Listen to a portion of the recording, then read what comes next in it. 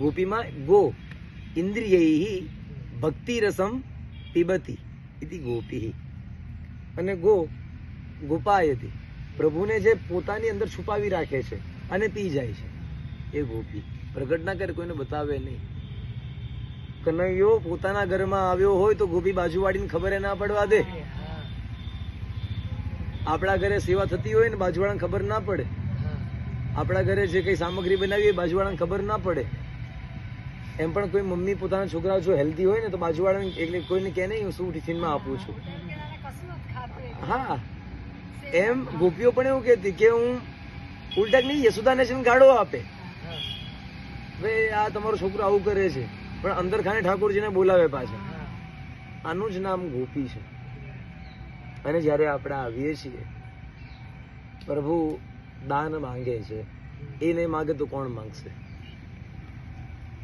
ઘણા લોકો ફરિયાદ કરતા હોય છે કે ભગવાનને શું જરૂર છે, તો કોને જરૂર છે? પ્રશ્ન એ ઉભો થાય ને, અહીંયા બેઠેલા હું પણ આવી ગયો, તમે કોઈને એક રૂપિયો આપો, કયા માર્ગે વાપરશે કઈ જ ખબર નથી આપણને. પણ પ્રભુની સામે એ દ્રવ્ય ગયું એટલે એમાં બધો હક પ્રભુનો થયો, દ્રવ્ય શુદ્ધ થયું. એક વસ્તુ આપણી એવી જોડાયેલી છે આપણા ધર્મો સાથે, લીલાઓ સાથે, જે આપણને એકદમ રસ આપે નાખે છે.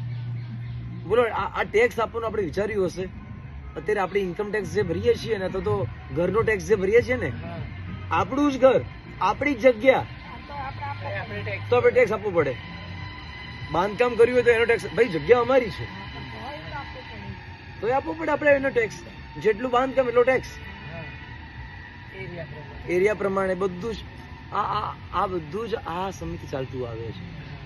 ગોરસ અહીંનું કંસને શું કામ આપવા જાવ છો? વ્રજનું વ્રજમાં જ રહેવું જોઈએ.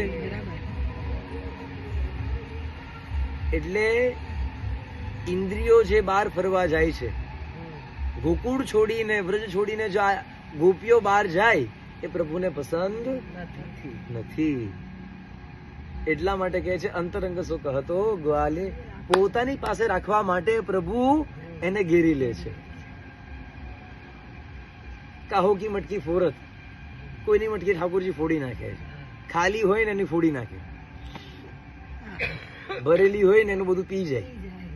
પ્રભુ આવું કરે છે, આવી લીલાઓ પ્રભુ કરે છે. પદમાં આવે છે ને કે સાંકરી ખોર, સાંકડો રસ્તો જાણીને પ્રભુ આપ ઉભા રહી ગયા છે. વ્રજવાસીમાં ઠાકોરજીના દર્શન કરી લેજો પ્રિય. એટલા માટે કહું છું કારણ કે અહીંના છોકરાઓ છે ને એવી લીલાઓ ઘણી વખત કરતા હોય છે. તમે જતા હો ને તો નાના છોકરાઓ સામે આવીને ઉભા રહી જાય, તમને જવા જ ના દે. તમારી સાડી પકડી લે, તમારો ડ્રેસ પકડી લે, ધોતી પકડી લે. અમે આગળ નહીં જવા દઈએ. આપણને થોડો ગુસ્સો આવી જાય, પણ તમે જયારે પદો સાંભળશો ને તો આપણને એનું જ અનુસંધાન આવી જશે. અને એના જેવા નહીં તો કોના જેવા હશે? પણ આપણે આ બધાથી ટેવાયેલા નથી. અને હવે આપણે એટલા ચોખ્ખા થઈ ગયા ને, તમારી વાત નહીં, હું પણ આવી ગયો એમાં.